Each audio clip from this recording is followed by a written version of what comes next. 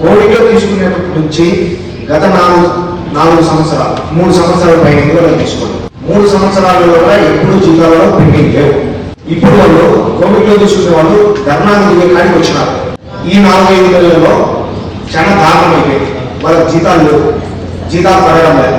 ఇది ఎవరి తప్పిదమా? Government తప్పిదమా? Council తప్పిదమా? Upload ఏమో చేస్తున్నాం జీతాలు చేయమని వాళ్ళే వేయడం లేదు. ఎట్లా వాళ్ళు బతుకుతారు జీతాలు లేకుండా? పాపం వాళ్ళు కాళ్ళు ఎదుగుతున్నారు, నానా పని చేస్తున్నారు. చిన్నోడు వాళ్ళకి ఇచ్చే 12,000 నెలకు 12,000 జీతం కూడా మనం ఈ గవర్నమెంట్ వచ్చినాక వేయలేకపోతే అది మా కౌన్సిల్ మీద మా మీద బాధ ఉంటుంది.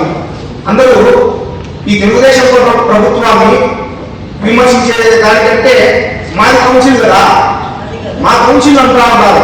అది తప్పిదం కౌన్సిల్ కాదు, ఆ తెలుగుదేశం ప్రభుత్వాన్ని. పాపం 12,000 మేము మా ప్రభుత్వం ఉన్నప్పుడు ఎప్పుడే కానీ పెండింగ్ లేదు, జీతాలే ఇప్పుడు పెండింగ్ పడతా ఉన్నాయి. 12,000 తీసుకొని పోయి ఒక సంసారం జరపడం లేదు, ఇవ్వడం లేదు. ఇది ఒకసారి మళ్ళా మనం చేస్తున్నాం సార్.